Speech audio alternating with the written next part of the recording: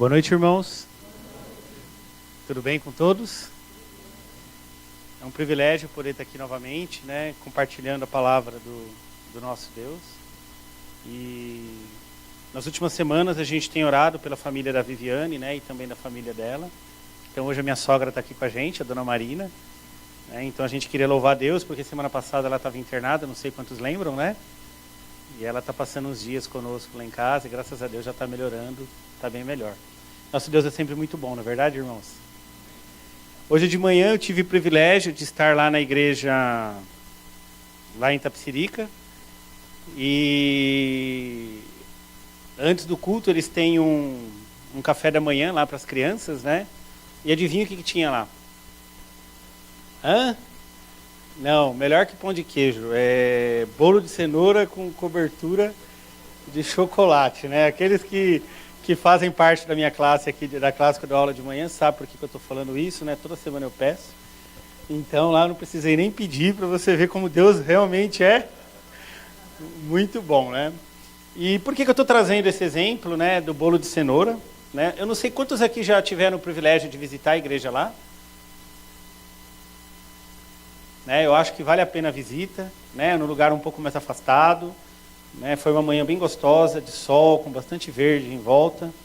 E são pessoas com bastante necessidades lá. Né? A gente pode estar servindo e ajudando como igreja. Então fica o desafio da gente visitar lá. Eu me arrependi de não ter ido com mais frequência lá do que eu tenho ido. E indo para a nossa mensagem, algo que está bem na mídia, todos têm escutado. Deixa eu ver, aqui está funcionando já, né? Que a gente tem escutado é sobre crise. Talvez o assunto mais falado, talvez não mais do que corrupção no Brasil, não é isso? Então, é um tema bem recorrente. E aí eu queria começar já colocando a imagem ali, por favor.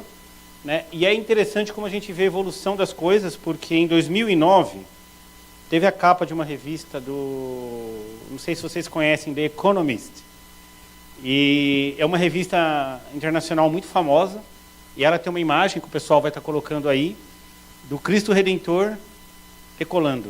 Eu não sei se vocês lembram, em 2009, quando o Brasil, o mundo todo estava passando por uma crise global, muitos países ali em recessão, e o Brasil naquele momento estava um pouco melhor. Tudo bem? Então, não sei se dá para vocês verem. Então, essa aqui é a imagem que eu estou falando, né? O Brasil decola, e ali se descolando como um país de referência, com vários indicadores positivos. E em 2015, uma nova revista, a mesma revista pergunta, puxa, será que isso foi assoprado? Será que isso está desmoronando? E a gente vivendo hoje a crise que a gente está. O que mudou, né? Em tão poucos anos, para a gente ter uma condição tão diferente, né? Quando todos diziam que tudo daria certo, que o Brasil seria um país que entraria como sexta maior economia do mundo, de uma maneira consolidada, passar por uma crise como a gente está passando. Só para a gente trazer alguns dados, né, a nossa economia nos últimos 2 anos caiu 7%. Isso é muito, se a gente for parar para pensar o impacto que isso traz para as nossas vidas. Né? Apenas alguns dados. No mês de março, que foi o pior momento da crise, a gente vai falar um pouco mais no final sobre isso, como Deus age, 14 milhões de desempregados, isso significa que 60 milhões de pessoas em médias afetadas, porque toda família, se tem alguém desempregado na casa, o restante da família sofre, não é isso? Né? Então, se tem desemprego, todo mundo com medo de comprar, com menos consumo, e aí com isso, quem tem negócio, quem tem vendinha, também vendendo menos, e a coisa vira um ciclo ali de todo mundo ganhando um pouco menos. É importante lembrar que essa crise ela está acontecendo quase que exclusivamente no Brasil, e aí a gente já consegue trazer um princípio que a gente deve usar na nossa casa. Qual que é a razão dessa crise? Né? O que está trazendo essa situação tão difícil para o nosso país? Né? Eu acho que o principal elemento que os economistas entendem, aqueles que estudam e conhecem sobre efeitos econômicos, e a gente nem precisaria estudar tanto para saber, gastar mais do que ganha. Não precisa ser nenhum gênio para saber que isso vai dar problema adiante, não é verdade? Na nossa casa, o que acontece se a gente gasta mais do que a gente ganha? Não importa se a gente ganha 500 mil, 2 mil, 5 mil, 10 mil, independente do que a gente ganha. né? O princípio bíblico é que a gente precisa gastar menos do que a gente ganha. E o nosso país não fez isso, começou a gastar mais do que podia, e por isso que hoje a gente está passando aí essa situação que a gente está. Uma outra informação interessante, graças a Deus o povo brasileiro está vivendo mais do que vivia. Isso é uma boa notícia, não é? Tem uma estimativa que em 2030, mais do que 30% da população terá mais do que 60 anos. E na contramão, ninguém mais quer ser pai, né? Cada vez menos, a gente tem menos pessoas. O meu exemplo acabou furando lá na igreja de Itapecerica, porque tinha uma mulher relativamente nova com 11 filhos. Então, estragaram o meu exemplo, né? Mas assim, na média, dificilmente alguém tem mais do que 2. 1, 2. Para 3, já é muito raridade. É verdade ou não é? Então, o que isso vai trazer como efeito? A população do Brasil vai ter menos pessoas jovens trabalhando e mais pessoas dependendo do quê? Da aposentadoria. Então, o que isso significa? Em 2030, 98% do que é arrecadado hoje, se nada mudar, vai ser utilizado para poder pagar a aposentadoria nossa. Eu não vou estar aposentado ainda, porque eu sou muito jovem, eu devo me aposentar lá para 2040, alguma coisa assim, se a lei não mudar. Mas o normal seria esse, né? Então, gente, uma coisa é certeza, independente do governo que ganhe a próxima eleição, a Previdência vai ter que mudar. Então, a gente pode se esperar que aqueles que não aposentaram ainda vai receber menos e vai demorar mais para se aposentar. Porque senão a conta não fecha. Por mais que diminua os gastos incorretos, por mais que diminua a corrupção, que é generalizada ao longo do mundo, às vezes a gente tem a percepção que o Brasil é muito corrupto, né? E, de fato, tem uma corrupção um pouco mais exagerada. Mas a corrupção está ligada ao coração de quem, gente? Do homem, de uma maneira geral. Então, isso que a gente vê aqui no Brasil, a gente vê em diferentes culturas, em todos os lugares do mundo. Sabe o que tem de diferença? O que estudos mostram? Países menos corruptos são aqueles onde o controle é mais efetivo. Porque a tendência do homem, se tiver oportunidade, ele rouba. Sem Cristo, se tiver oportunidade, ninguém está vendo, ninguém percebe. Se eu não tenho consequência, eu vou fazer o que é errado. Esse é o natural? Quando nós teremos uma presidência, um governo, onde a gente não vai ter corrupção? Quando? Somente quando Cristo voltar, gente. Somente quando o pecado não estiver mais sobre essa terra, né? É isso que Deus promete. Mas seguindo, ainda assim, mais notícia ruim para deixar a gente bem deprimido mesmo. Algo que traz produtividade para um país, que faz com que um país se desenvolva, são pessoas competentes, capacitadas, bem estudadas, bem preparadas. Estudos internacionais dizem que a nossa educação é a segunda pior do mundo de um grupo de países avaliados, que não incluem todos. Apenas Honduras teve um desempenho pior do que o nosso, quando avalia ciências, matemática e português. É desanimador, pessoal? Sim ou não? Só que, aí fica uma pergunta, que, peraí, por que não está aí? Aí. Será que Deus abandonou o Brasil? Será que Deus nos abandonou? Será que tudo está perdido? Né? O que a gente deve fazer com esse cenário aparentemente ruim que a gente está mostrando aqui? Vamos abrir Mateus capítulo 6.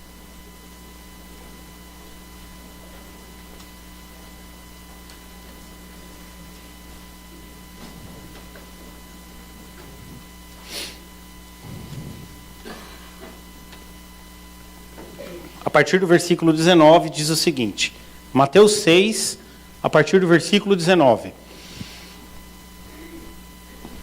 Não ajunteis tesouros na terra, onde traça e ferrugem os consomem, e os ladrões invadem e roubam. Mas ajuntai tesouros aonde?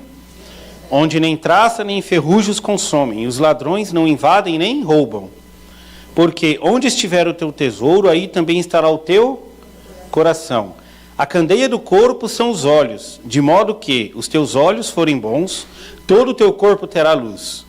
Se, porém, os teus olhos forem maus, o teu corpo estará repleto de trevas. Se, portanto, a luz que é em ti forem trevas, que grandes trevas serão?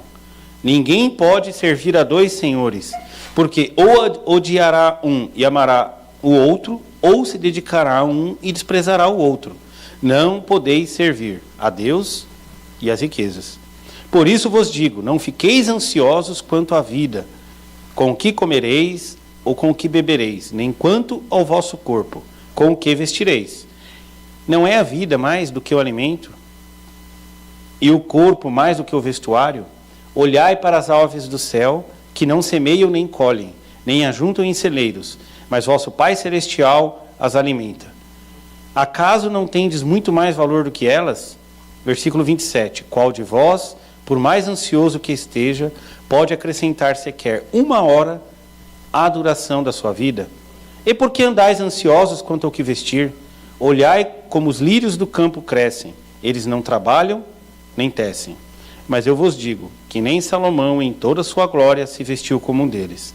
Se Deus veste assim a planta do campo, que hoje existe, amanhã é jogada no forno, quanto mais a vós, homens de pequena fé, portanto não vos inquieteis dizendo, que comeremos, que beberemos, com que nos vestiremos? Pois os gentios é que procuram todas essas coisas. E de fato vosso Pai Celestial sabe que precisais de tudo isso. Mas buscai primeiro o seu reino e a sua justiça, e todas essas coisas vos serão acrescentadas. Não vos inquieteis pelo dia de amanhã, porque o dia de amanhã trará suas próprias preocupações. Basta cada dia o seu problema. Um texto um pouco longo, a gente vai desenvolver ele ao longo dessa noite. É importante a gente entender o contexto. A gente está aqui no meio do Sermão do Monte, né? Muitos aqui já ouviram falar sobre o Sermão do Monte.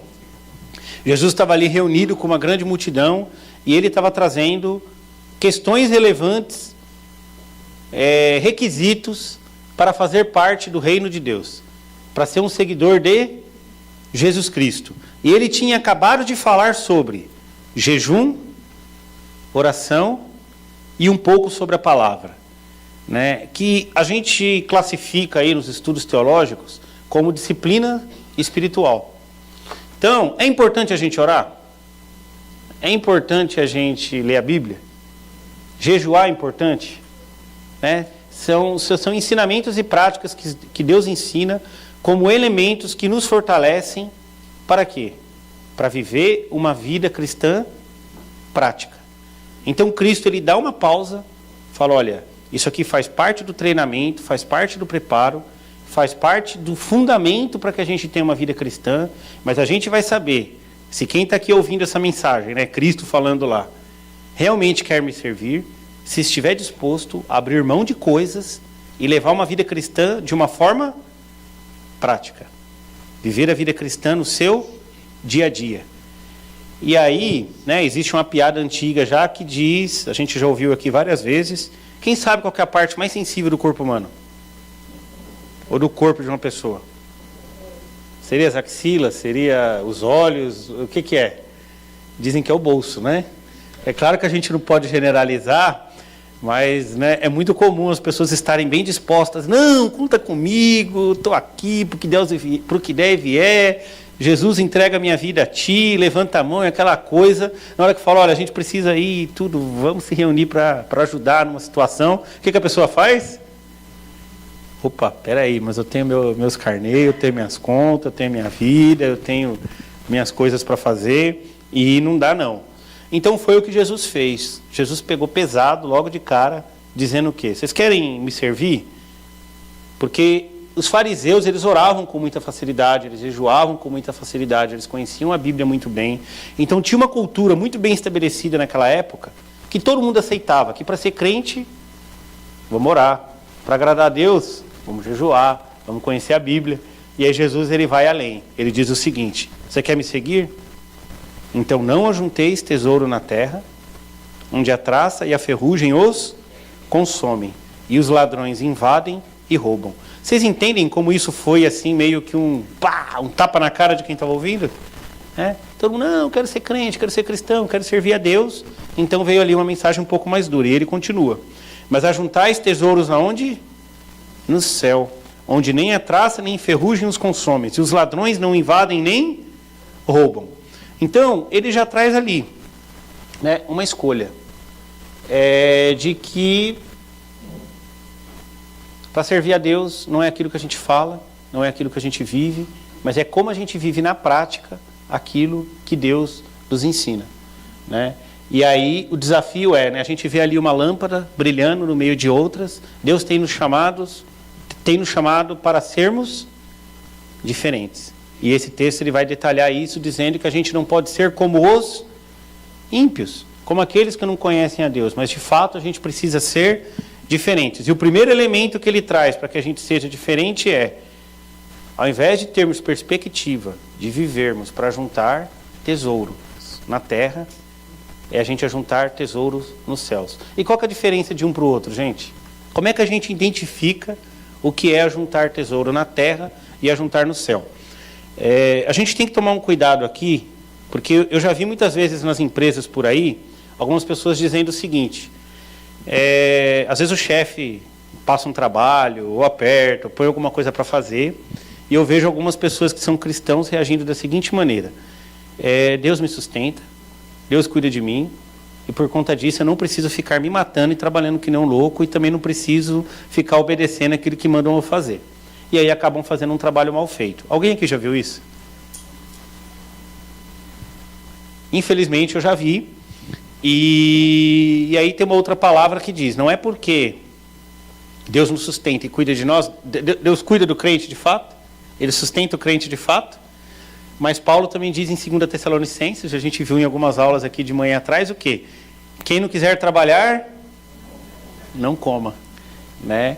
Então, a gente tem que sim cumprir com a nossa responsabilidade, a gente tem que se dedicar, a gente tem que fazer o nosso melhor, porque tem um outro princípio que diz, trabalhe como se fosse para o Senhor.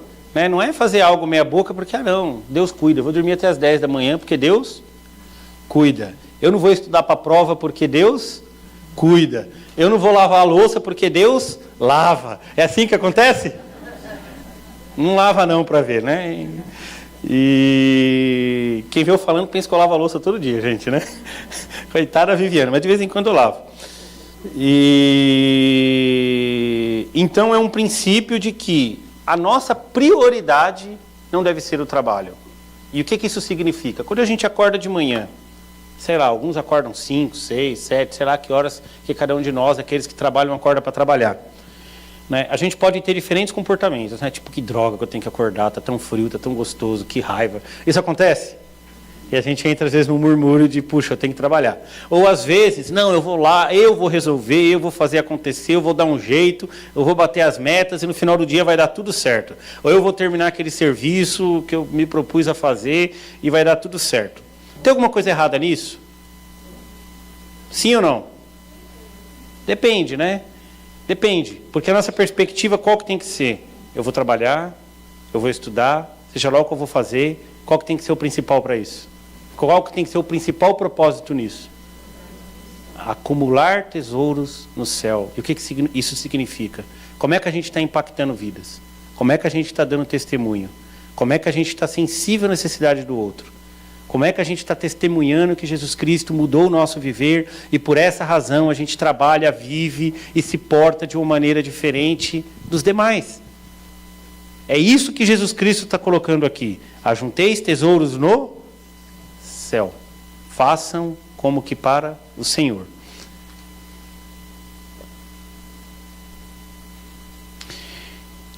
E aí, continuando nesse texto, o que a gente percebe, né? Então a gente já viu ali, não focar em ajuntar na terra, porque isso não dura e o foco deve ser naquilo que permanece. E aí o texto continua, porque onde estiver o seu tesouro, aí estará o teu coração. Gente, o que isso significa? Às vezes eu escuto uma frase tipo assim, olha, eu não vou nem falar o que eu estou pensando, porque se eu falar eu vou pecar. Adianta isso, gente? Hã? Por que não? O pecado está onde, gente? No nosso coração. Então, muitas vezes, a gente como crente, a gente assume o hábito de fazer teatro.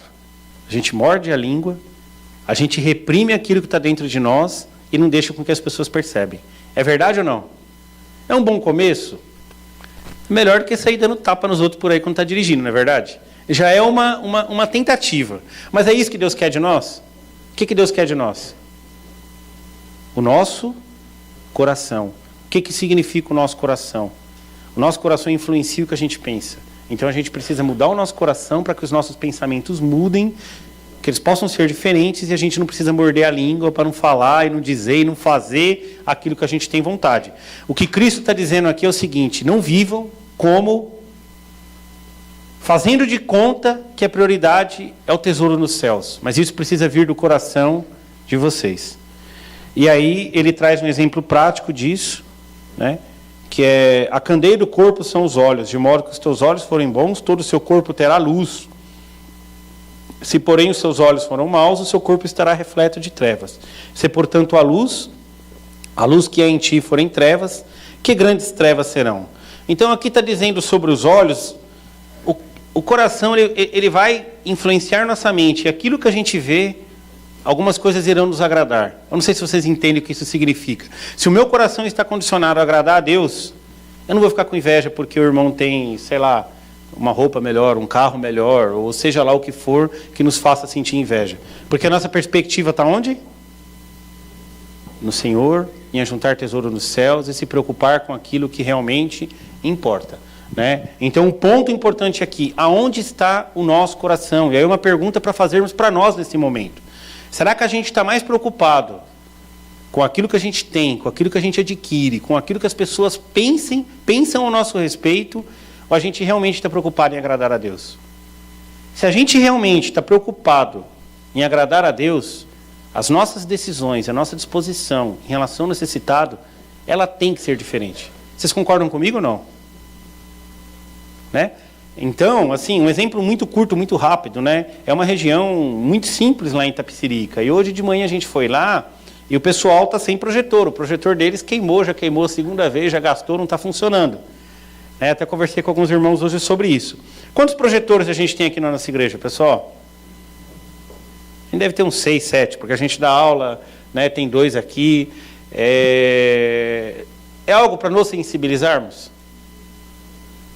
Talvez sim, né? Então é isso que a gente tem que parar para pensar. E aí a gente está falando como igreja. E quando a gente olha para o nosso irmão, né? Às vezes a gente vê aquele irmão passando um aperto, uma dificuldade grande. E muitas vezes talvez ele mesmo procurou e causou tudo aquilo. Então a gente tem que sim exortar biblicamente: irmão, não faça isso, não faça aquilo, a palavra de Deus te ensina isso, isso e isso, mas de alguma forma a gente precisa suprir a necessidade uns dos outros. Se o dinheiro não é o nosso Senhor, a gente vai ser sensível em compartilhar aquilo que Deus tem nos dado. Faz sentido ou não? Sim ou não? Né? É fácil falar, né? Onde está o nosso coração? Essa é a pergunta. E aí, continuando o texto, continuando também aquilo, né? Aí vem aqui quem é o nosso Deus. Ninguém pode servir a 2 senhores. Então ele conclui: gente, tem que decidir. Não dá para uma hora servir ao dinheiro, não dá para outra hora seguir aquilo que agrada a Deus. É impossível. Só é possível a gente seguir um Senhor.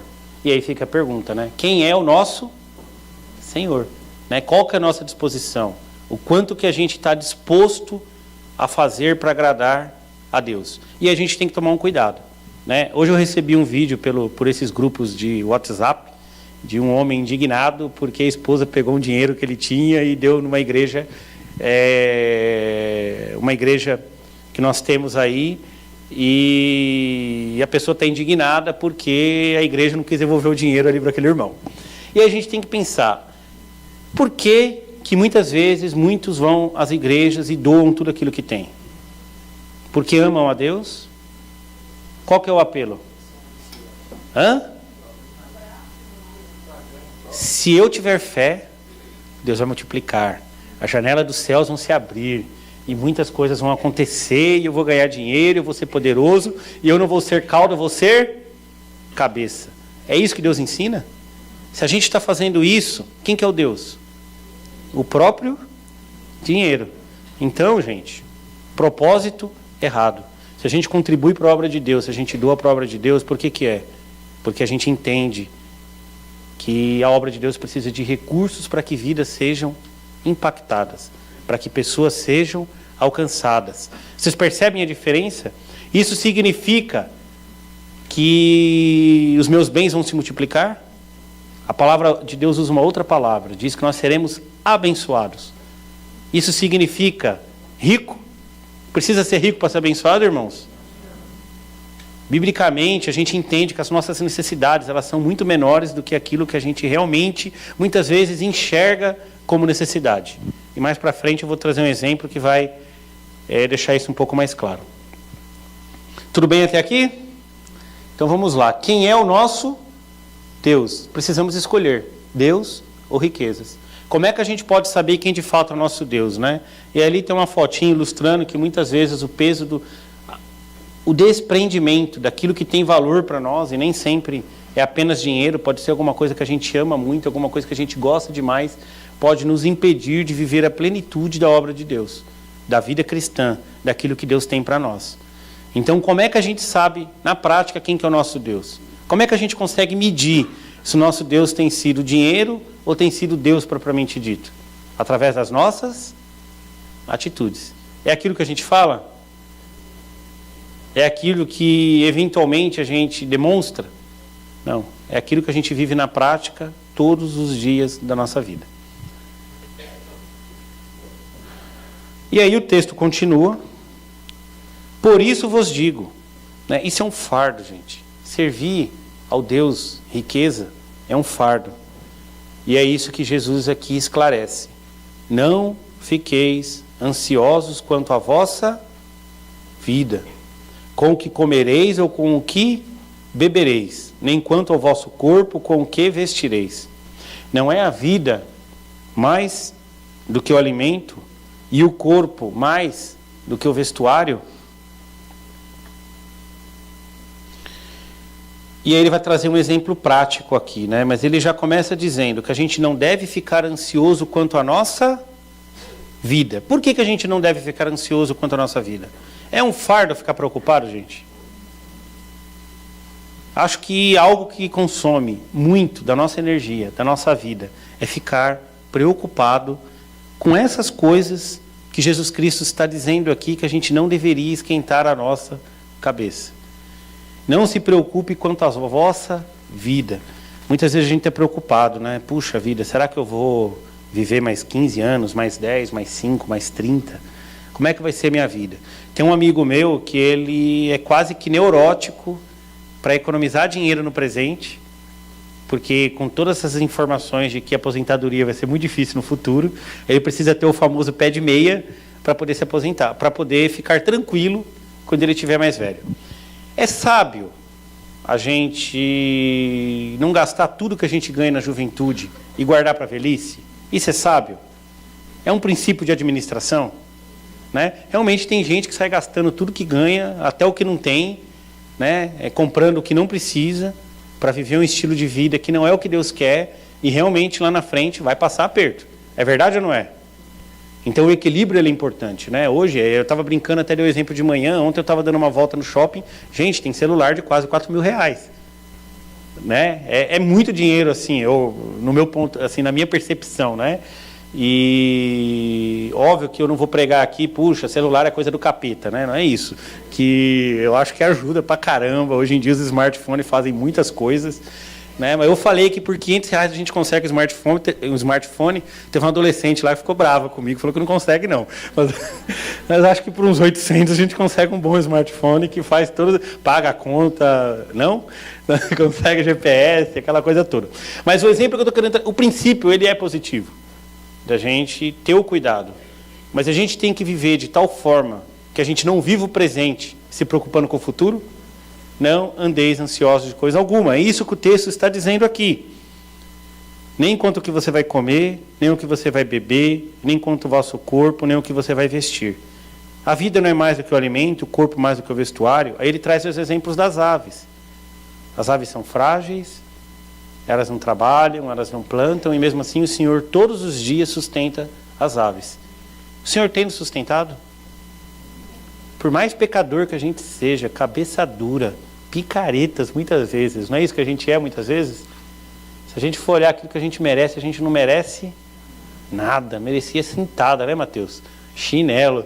E muitas vezes é isso que a gente precisa. E o Senhor, na sua misericórdia, o que Ele faz com a gente? Nos sustenta, cuida de nós. É isso que esse texto está dizendo, né? E aí ele conclui dizendo, no 27, qual de vós, por mais ansioso que esteja, pode acrescentar sequer 1 hora à duração da sua vida? Israel, por mais que você se cuide, cara, né? Eu sei que você não pinta o cabelo, eu acredito em você, né? Que você diz e a gente tem que acreditar. Então, eu tô trazendo Israel como exemplo, né? Porque ele é o amigo que eu conheço que mais se cuida, assim, sabe? É do tipo que acorda de manhã, passa renil, creminho, faz massagem. Então, meu irmão, né? A palavra do Senhor para você essa noite é que não adianta. Por mais que você se esforce, isso não vai trazer uma hora de vida a mais para você. Não se preocupa com isso, né? É óbvio que a gente cuidar da saúde é importante. Né? Mas não precisa ser hoje em dia, né, ter o termo metrosexual, né? Não precisa ser Israel, né? Que por mais que a gente se esforce, é uma brincadeira, né? A gente tem liberdade, um grande amigo meu, mas o que o texto está dizendo aqui, que por mais que a gente se preocupe, e às vezes a gente vê algumas pessoas levando uma vida neurótica, né? A pessoa não sabe qual que é o gosto de um hambúrguer. Assim, não estou dizendo que tem que comer hambúrguer todo dia, mas, gente, como é que alguém vive sem um dia conhecer algumas coisas assim, um bolo de cenoura com cobertura de chocolate, né? Não dá. É óbvio que não dá para comer na segunda, na terça, na quarta, mas assim, uma vez a cada 15 dias, alguém acha que é pecado comer um pedaço de um bolo de cenoura com cobertura de chocolate? Né? Porque senão eu vou morrer, meu colesterol, meu coração, né? Óbvio, o princípio do cuidado ele é importante. Mas o que esse versículo está dizendo aqui, não sejam neuróticos quanto à sua vida, quanto ao que você vai beber e se vai ter ou não o que comer. E aí ele traz o exemplo dos lírios do campo, que eles são lindos, né? Que Deus na sua sabedoria cuida, fazem eles maravilhosos, faz assim lindos, e eles não chegam aos pés do que Salomão foi. E aí a gente vai para o 30. Se Deus veste assim a planta do campo, que hoje existe, amanhã jogada no forno, quanto mais a vós, homens de pequena fé. Portanto, não vos inquieteis dizendo que comeremos, que beberemos, com que vestiremos. Por que a gente não deve se preocupar com todas essas coisas? Aqui vem a conclusão. Pois os gentios, no versículo 32, é que procuram todas essas coisas. E de fato, vosso Pai Celestial sabe que precisais de tudo isso. Deus está dizendo que não é importante se vestir?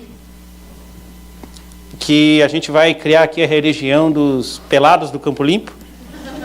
Ou a gente vai se vestir de saco de farinha e vai ser os irmãos que se vestem de saco de farinha? É isso que Deus está ensinando aqui? O que Deus está ensinando? Ou que a gente só vai comer fubá? É isso que Deus está ensinando aqui? Deus está ensinando o quê? Ele cuida das nossas necessidades. E Ele sabe que todas essas coisas são importantes. E que quem vive preocupado com tudo isso são os gentios. E isso é um peso, um fardo que eles precisam carregar. Que nós, como cristãos, como pessoas que amamos a Deus, não precisamos carregar. Vamos lá? Então a gente vê aqui, né, um homem desesperado, preocupado, cheio de coisa na cabeça. Isso significa que a gente tem que ser relaxado, né? Como o Paulo canta nos acampamentos de casais, deixa a vida me levar, a vida leva eu. É isso que a gente tem que fazer ou não? Óbvio que a gente tem que ter disciplina, a gente tem que ter horário, a gente tem que ter hora para fazer cada coisa, mas o que o princípio bíblico traz é: não se preocupe além da conta com nenhuma dessas coisas, né? Então, pelo que a gente viu, a gente não precisa temer a morte, nem o futuro, nem o que vai beber, nem o que vai vestir, porque o Senhor cuida de todas essas coisas, né? E às vezes a gente gasta tanta energia preocupado com a roupa que a gente vai no casamento, com o sapato que a gente vai vestir, com a cor da tinta de cabelo que a gente vai usar, né? Tem alguns irmãos que ficam falando para mim: Fábio, faz implante. Eu queria ter cabelo assim, ia ser legal, que no Cidiel que tem um topete bonito, tudo, mas é o que menos importa, né? Que diferença isso vai fazer na prática, né? Assim, claro que eu estou brincando um pouco com a situação, mas eu acho que é quase 40 mil reais fazer um implante bem feitinho, né? Dá para fazer muita coisa com esse dinheiro, inclusive por obra de Deus. Não vou aqui pregar, né, abra mão de tudo, mas a gente percebe como muitas vezes a gente inverte os valores e as prioridades, né? Às vezes a gente vê adolescentes aí, jovens, né, que com salários aí de, puxa, ganha talvez R$1.000, R$800 por mês, com tênis de R$1.000, né? Faz sentido? Por essa perspectiva bíblica do que a gente está vendo aqui, o que me motiva a ter um tênis de R$1.000? Né? É o que os outros vão ver? É a percepção que eu vou trazer disso? É como as pessoas vão medir o meu sucesso por aquilo que eu tenho. O que Cristo está falando, o nosso sucesso ele vem da onde? Daquilo que a gente é no nosso coração e o que a gente faz para acumular tesouros nos céus. Vamos lá, nosso tempo está avançando.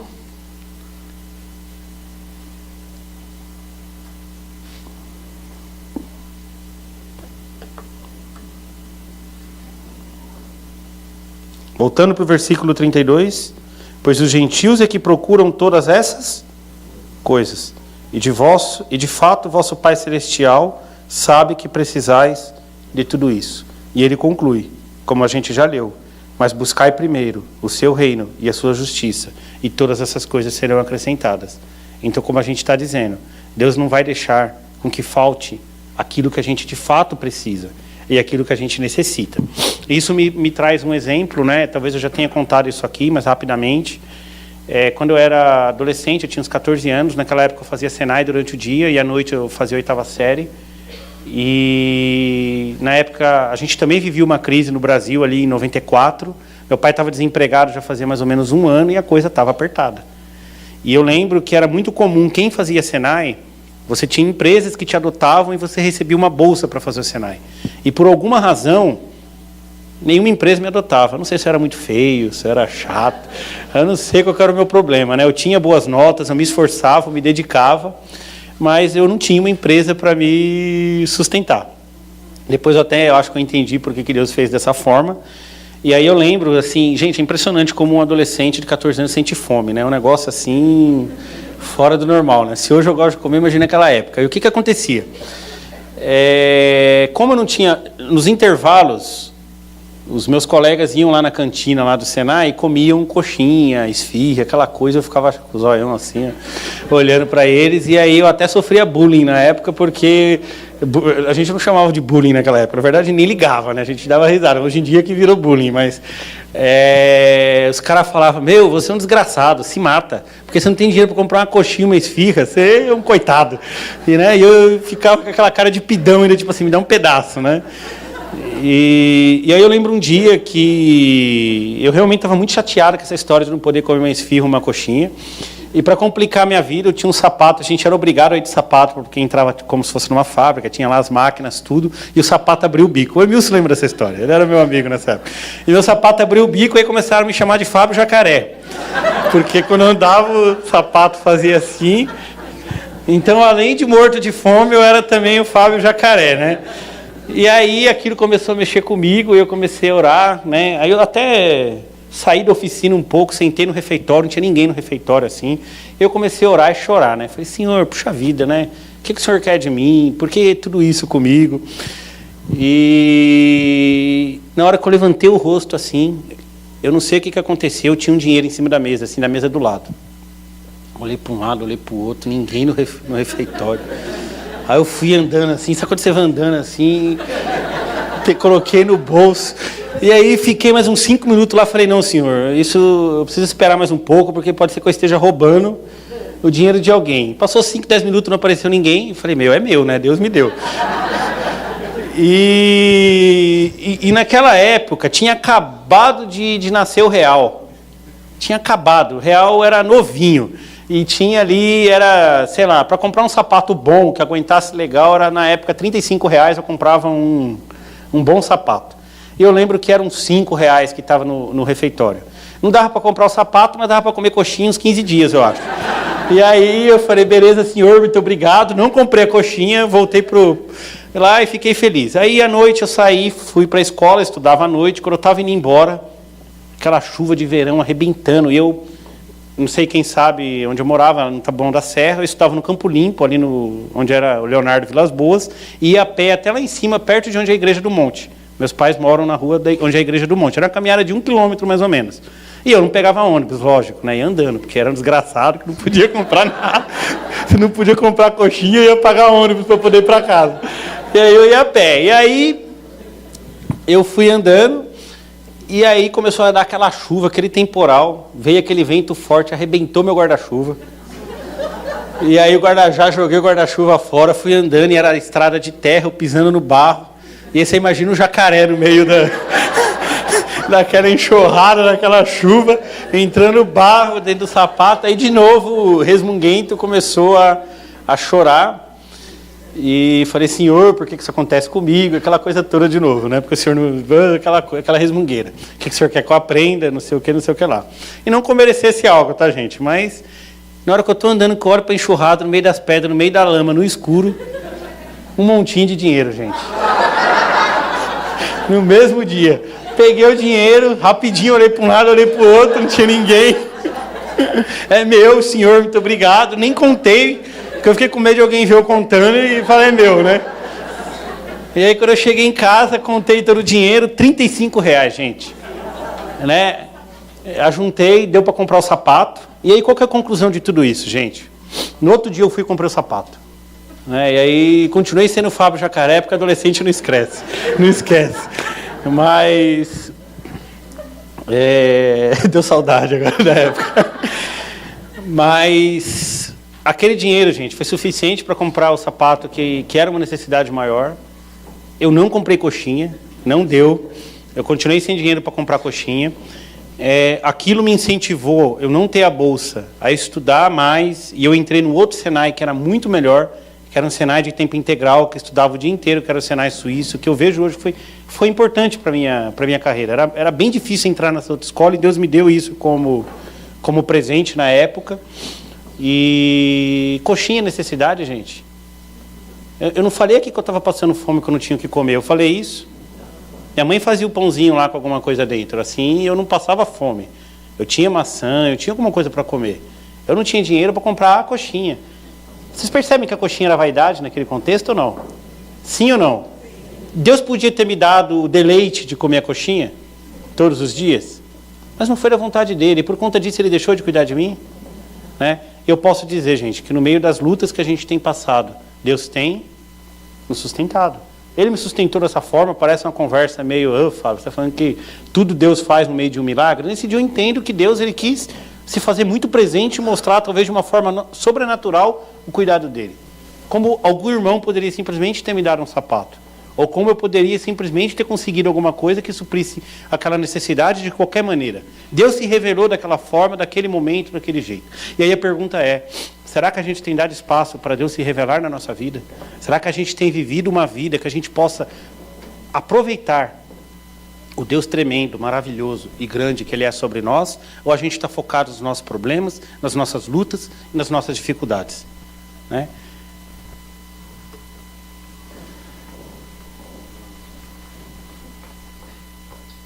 Para fechar, dados recentes da economia, isso não está na mídia, o pessoal não gosta de trazer, porque isso não dá ibope.